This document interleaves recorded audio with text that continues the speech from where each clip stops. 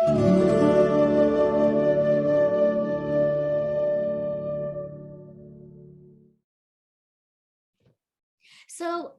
how do you manage your type 1 on a day-to-day basis? So I know that you have an insulin pump. Yep. But you also take separate injections for your protein. Yep. Tell us more about Sure. that. Yeah. So I have kind of maintained, so my last A1C was, I think, 4.8%. I always keep it maintain under 5. My blood sugars are usually 70s and 80s and 90s. So I keep it well maintained. I've been able to do this several different ways. I've done it with just injections of insulin. I've done it with my pump, and only using my pump, including for both basal and bolus. And now I'm currently, and this is kind of the way I like it the best, not because I wasn't able to achieve it with other methods, but it's just the most convenient for me. I use my pump only for my basal insulin, and I inject regular insulin for my meals. So regular insulin is the insulin that Bernstein recommends as well for protein. It's the older, slower insulin, and it kind of matches that slow blood sugar spike from protein really well. It's easy to match up. So yeah, I'm using that. It's funny. I'm using the slowest insulin for my meals, and actually in my pump, I'm using Leomjev. I'm using the fastest insulin for my basal. And yeah, the reason for that is, my pump does some of the automatic features. So I don't use it for automatic bolusing. I don't think it works good for that at all. But I use it to help manage my basal rates. It'll adjust my basal rates depending on what I need. And if you're going low, it'll completely turn off. But the auto pumps out there, the artificial pancreas, this idea of that, it's not going to work like people want it to work. It's not going to work like a human pancreas. And there's a few reasons why. Our CGMs are delayed. Our CGMs are not reading our blood. It's interstitial fluid, which is like 20 or 30 minutes behind our blood. So you have that delay. So then infused insulin, that's another delay. Anyone knows when you inject, say you want to correct a high, it takes some time for that blood sugar to come down because it's got to inject and get absorbed and then get into your blood and then start coming down. Or human pancreas is the insulin's going directly into your blood so that it can respond like that. Using an auto pump and expecting it to do that, it's not going to happen. You have to be a little proactive on top of it. So I use the Leomjev, this ultra rapid in there, and it's just a little bit faster on managing basal rates than Humalog, Novolog, or the other kind of insulins would be in a pump. So yeah, that's what I'm doing to kind of manage. I eat very, very low carb, almost basically in my house, it's basically carnivore. Outside of my house, kind of socially, it's low carb with meat, still protein focused. And yeah, my basal rates are well managed. Meals come along. I take an R insulin injection for them for the protein, and yeah, that's how I do it. So so you're using the injection mainly for the protein. So how do you cover the carbohydrates? Say 10 grams of, I don't know, total carbohydrates in your meal from vegetables, low carbohydrate vegetables, but you should still count for those. Yeah, when I'm eating a low carb meal, but the majority of my food is going to be the protein there. But yeah, say broccoli, spinach, these kinds of things, I'm not specifically bolusing for them. As long as I'm having the R insulin there covering the protein, it's going to take care of the little bit of carbs from there. And I find that there's not going to be much of a spike at all from those foods anyway. Now, if it was just like 10 grams of sugar with that protein meal, then that's a different than the 10 net carbs from fiber that the low carb vegetables have. So yeah, I'm really just focusing on the protein, and the vegetables are going along for the ride, and it's getting covered by the R insulin as well. Yeah, my story is very similar. My meals are mainly protein based. So any vegetables I have, low carbohydrate vegetables in limited quantities, I don't even count those because I cover them, as I'm injecting for the protein. I don't use injections. I should have said pump. So I use my pump only. And again, it's possible to do it with a pump and with some type of insulin. So and you do like an have to extended figure out. bolus. You do an extended bolus for the protein? No, it doesn't work. I've tried the extended bolus. I mean, my pump, but the Omnipod gives me up to 8 hours of extended bolus coverage, but it just doesn't work for me, because what it does is it actually gives the set amount every hour, but protein doesn't necessarily work that way. So it's not even digested that way. So I've tried everything with all different types of protein, and I figured that I need, for some types of protein, I need a certain amount of sort of bolus while I'm eating, or even up front, and then an hour or two later another bolus, and that's it covered. So I do it manually. I manually manage it. No, that works. That definitely works. I was using the extended on mine, the extended bolus I want, and I was able to make it work. And it's possible. I just like the kind of set it and forget it of just, I take the injection and I'm free. I haven't done it myself though. I have known of other type 1 diabetics managing this way, putting regular insulin in their pump. So that's a possibility as well. And then, you just have to set your basal up right. And then you have a normal R insulin shot whenever you want it. And, you can manage the meals like that. That's interesting. I haven't heard of that one before, but regular insulin is really slow. So how would that work if you're having very slow insulin for your basal as well? I mean, you just have to time it. So, it's slow, but it's still, say you have this morning blood sugar spike and you need a higher basal rate when you wake up, you would just have to back up your basal rate by however much you need, and then it'll be there ready for you. Yeah. That's interesting. You see, that might be something I might consider for the future. It might be something that could potentially work for me, because I don't want to do manual injections. I really do not want to do manual injections. You see, unlike you, 12 or 17 years of the type 1 diabetes, I've been type 1 for 44 years. I really do not want to go back to manual injections. I mean, that's one thing that could potentially work for me too. Do you find that you're requiring a lot more insulin to cover the protein when the protein is, say, red meat like beef or something, as opposed to fish? Because I find that. Definitely. There isn't like a good formula for, there's kind of a supposed to be good formula for carbs, like this, your insulin to carb ratio, you just count the carbs and do that and you're great, but it doesn't work at all. Anyone who's tried that and then tried this knows that it doesn't happen. With protein, it's easier. It's definitely easier to manage, and you're taking less insulin. It's easier to match up, but it's really, you have to do a bit of trial and error with different types of protein and at different times of the day, because we kind of have slower digestion at night, and having big grizzly steak at night can kind of be a slow digestion, and you might see blood sugar spikes late into the night.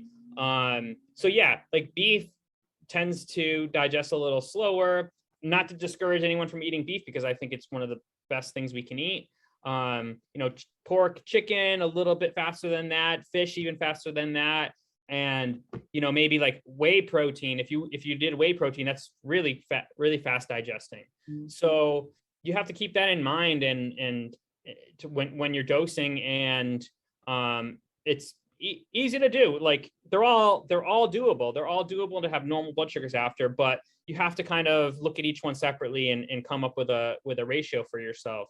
Mm-hmm. Bernstein starts at half a unit of regular insulin for every ounce of protein food. So not counting the protein, but counting the piece of the food. So now, like, so a 6-ounce steak would be 3 units of our insulin as his starting point. It's not supposed to work for everyone, but that's where you kind of start and see, do you need more? Do you need less? And then also too, when do you inject? Do you inject right with your meal? Do you need 20 minutes or so before the meal? Do you even need, are you a slow digester and you need to inject after your meal too? So there's a couple things you can vary there to make it work.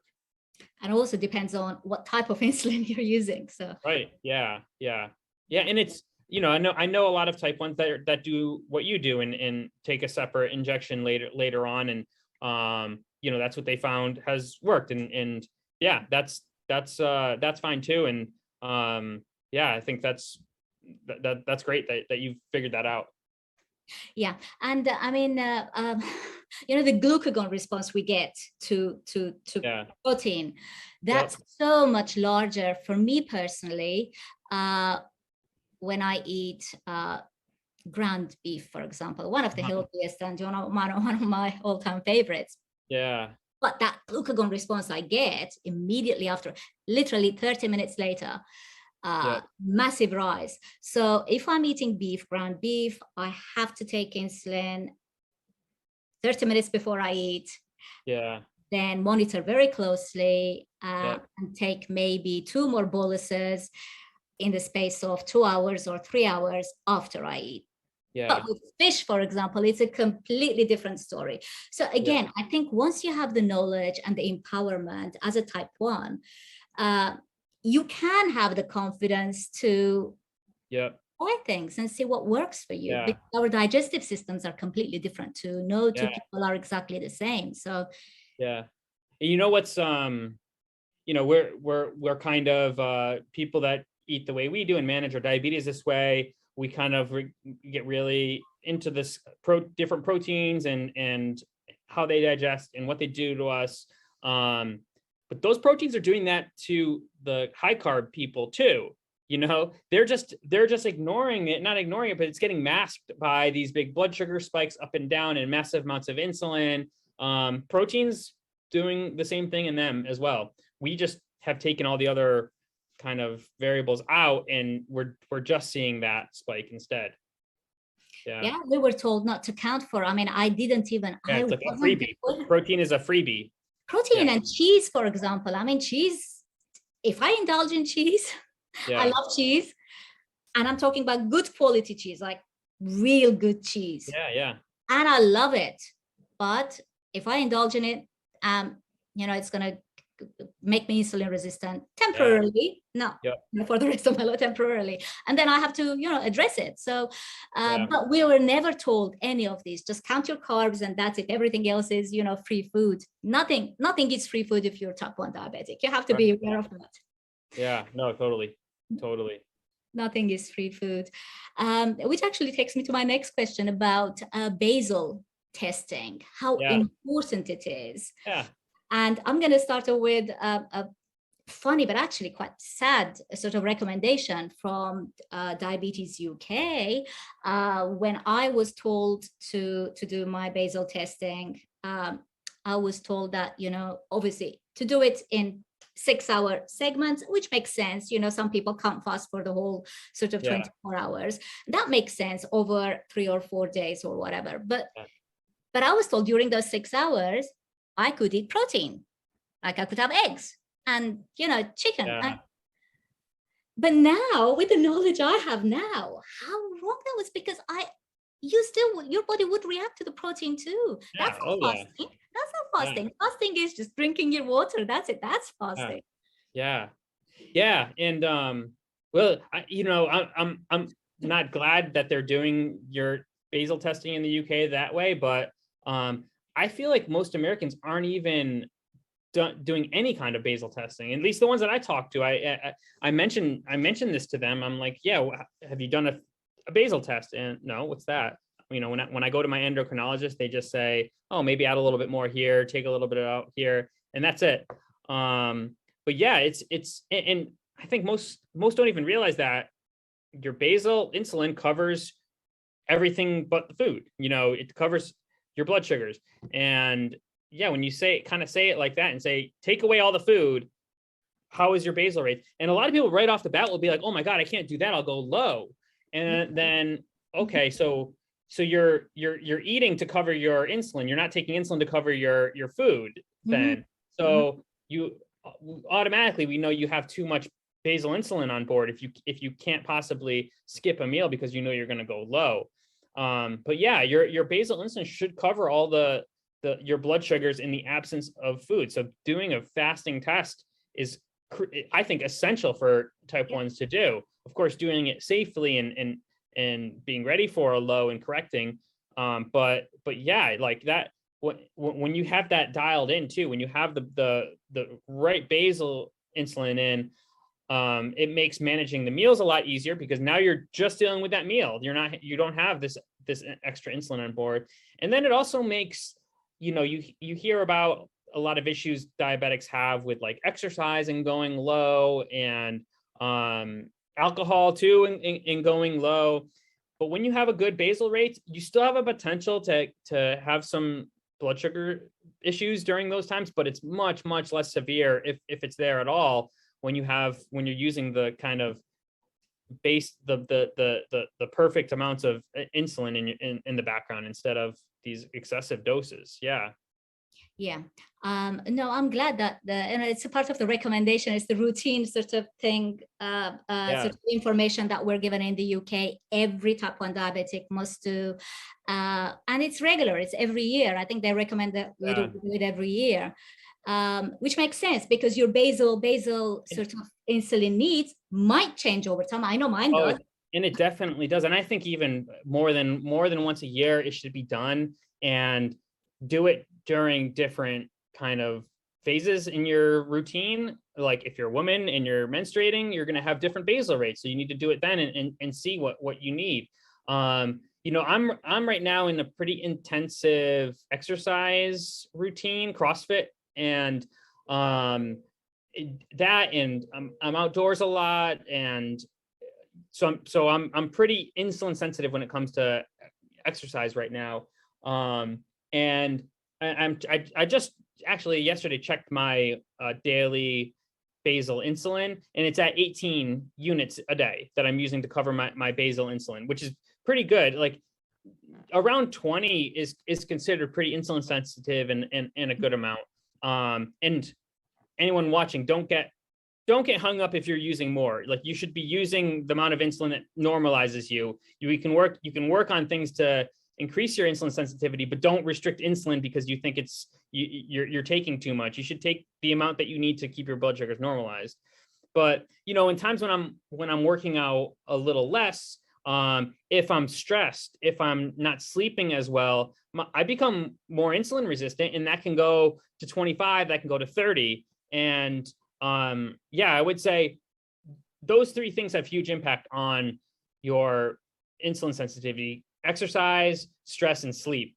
And then on top of that too, hormones, especially if you're a woman and having your period, that's another factor. So you have to kind of factor all those things in when you're getting your basal rates. And if you're going to be not exercising or things are going to be changing in your life, you have to keep that in mind and adjust.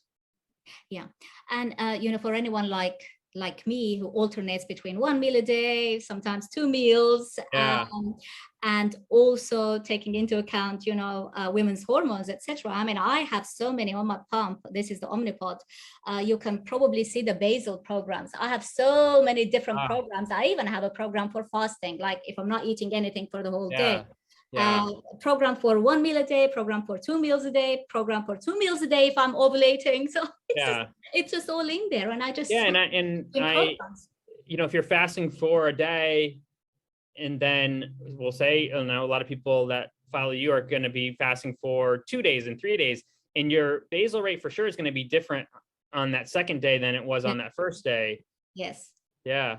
Yeah, as you deplete, I think your glycogen sort of, what's it called? Glycogen. Yeah. and then you're going to need less and less as you go on with your fasting. So Yeah. extended fasting, I do extended fasting. Yeah. I've always taught people it's not because I need to lose weight, it's because of insulin sensitivity. So for whatever reason, if I find myself, okay, I'm requiring 40% more background insulin now, what's going on? It could be stress. Stress has a big impact, as you mentioned, lack of sleep, or even I used to have these sort of phases of insulin resistance a lot more in the UK, but now I'm in, for this last 6 months, I'm in Mexico with the sun shining. So I haven't experienced that. In fact, my insulin needs have gone down by another 40%. So I'm now only requiring 18, 16, sometimes 15 units of background insulin. That's in the context of weightlifting, which is what I do, and protein heavy diet. So I know I am insulin sensitive at the moment, so I am not engaging. I have no reason, no weight to lose. I have actually no reason to do an extended fast. But when I was in the UK, this wasn't the case. I would just get up to 30 units, and 30 units for my build, petite, it was too much. 40% rise in your background insulin needs is too much. So the only way I could solve that problem was through 90-hour fast or 100-hour fast, which is the longest I've done. I've written a blog about it too. Wow. Do you come across other type 1 diabetics who are doing extended fast, and what is their motivation? Yeah, well, extended like you're doing, I haven't encountered very many people doing that. I don't have a problem with it. It's just, I just haven't seen too many people doing it. The intermittent fasting thing is almost becoming like the norm with most people these days, which, I've seen quite a bit of. Yeah. For myself, I've kind of always but even before it became a thing, even before I knew anything about health or anything, I kind of just naturally intermittent fast. Like, I don't know, I've never been someone that wakes up and feels I need to start shoveling food in my face. Like I'm fine. I like that feeling of being fasted, and so I've kind of always done that. You have me curious and wanting to try doing fasting for a little bit longer. I do tend to like, and this isn't a problem most people have, but I tend to undereat, and even the intermittent fasting for me, I can sometimes eat too little, and then it affects me at the gym and can affect other things. And so I have to be kind of conscious when I am eating to make sure I'm getting especially enough protein. But yeah, I mean, so I don't have much experience with the extended fasting, but what I have seen though is that people's blood sugars just completely get really, really insulin sensitive and get really, really stable. Yeah, which is awesome. Yeah. I'm curious to ask you then, what happens after the fast, and how long do you maintain kind of the insulin sensitivity, or do you do anything to maintain it? Or so what I've noticed is so after the say 100-hour fast, for a whole week, in 100 hours, sorry for my poor math, 100 hours is how many days? It's how many days? 5 days, but not 5 days. Okay. 5 days. Yeah. So so I noticed that for a good 7 to 10 days, I'm requiring, to cover all my meals, even when I'm having 2 meals per day. Yeah. My total insulin need will be about 12 units, 10 units, as little as, 10 units. Yeah. And to have whole 10 days when you're only requiring 10 units has such a healing impact on you, on your general health. You feel so much better, you feel lighter, you feel more energetic, despite the fact that you're only taking 10 units of insulin. And that actually, the sensitivity does go on for a good 3 to 4 months. So this is why when I did a 90-hour fast, I didn't do another 100-hour, just to break my own record. I didn't do a 100-hour fast straight after. No, I just gave it, I think it was 6 months. And then, when I hit 30 units per day again, which might be very normal for other people. Context is really important. But for me, that was too much. And there was no explanation other than, hey, I'm insulin resistant. And you know when you're insulin resistant, because you take your sort of 1 unit of insulin that to bring your blood sugar down by a certain percentage, and it just doesn't come down. So what's happening? Have you just injected water? You change your site if you're on a pump, you change your insulin sort of vial, but it's just not working. You know you're insulin resistant. You have to do something. You can't just let it go. Yeah, that really, really interesting. I wonder too, and something I might kind of experiment with myself is, not really fasting, but just fasting from the fat, and continuing like lean protein only, and see if that has kind of the same effect without, keeping protein low and maybe kind of losing some lean mass yourself. That'd be interesting. I think you have to do the experiment and write about it. Yeah. I haven't done that, but I suspect that, if it's lean protein, yeah. What do you suspect might happen if it's lean? Yeah, I think you might get some of the same effect from that. And I'd be curious to see, what would happen. Yeah. You'd have to stick to like fish, chicken, maybe even whey protein, and it'd be interesting. But well, I mean, you're doing CrossFit, so you might have to find that, you do need the fats for. Yeah, I do. And my fat, like protein is always the center of my macros, but the fat can vary depending on how much activity I'm doing. And and on days that I'm not doing CrossFit, those are usually the days that I do the intermittent fast. Like I'll only have 1 or 2 meals, just because my body's not going to be expending that energy. So why take it in? Yeah. So on bigger days with bigger workouts, I'll have a lot more fat and more fattier protein with that. Yeah, it's interesting when you mentioned the you have to be careful even with the intermittent fasting. If you are, if you exercise regularly and you don't have weight to lose, I have to watch that too. I want to maintain my weight because I don't want to lose weight. I don't have excess weight to lose. So I don't want to be nutritionally sort of deficient because I am doing too much fasting. So I have to be careful of that. So when I'm feasting, I literally do feast. I have to feast. But then there is another problem with the feasting. I've noticed if I'm doing 1 meal per day, I'm having obviously as much of my day's nutrients in that 1 meal. Yeah. Which is something that you can make it work, but there are challenges to it. Yeah. The glucose response will be larger because your meal portion is larger. Sure. And you have to be careful if you don't have any excess weight to use, that you are actually getting your day's sort of nutrients or as close to your day's sort of nutrient needs as possible in that 1 meal. I know how to, so I don't do 1 meal too often. Every now and again I do 1 meal, but I know how to manage that now. For example, one way I manage it is when I'm feasting, I make sure the feast lasts. So I'm eating very slowly. The feast lasts a full hour of eating, or close to an hour.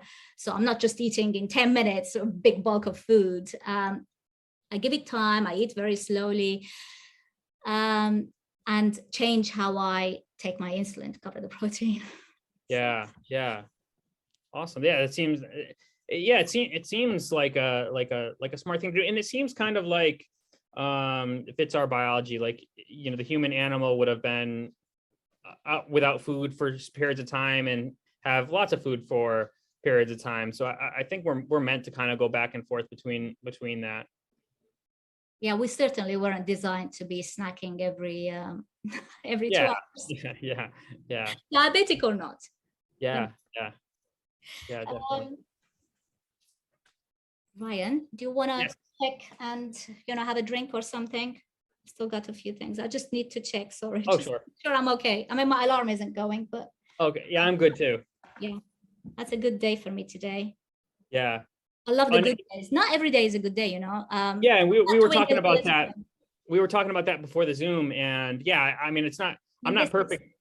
These are the sort of blood sugars you guys can have if you are on a low carbohydrate diet. 5.8 right now, and I've been pretty stable, and I'm fasted, by the way, so for anyone wondering, I'm fasted.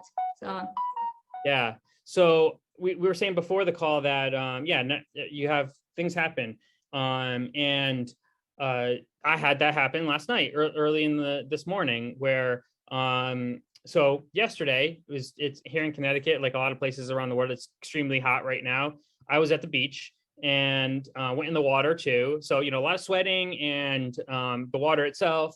And I usually will change my infusion site. I have a corded pump, and I will change the infusion site if I know that happened. I didn't yesterday. My pump was working fine. I went to bed, and at about, I don't know, maybe 3 in the morning, 4 in the morning, the pump must have it fell off my body.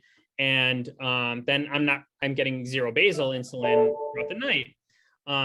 So yeah, I woke up at 5:30 or 6 to my alarm buzzing, and my blood sugar was 200.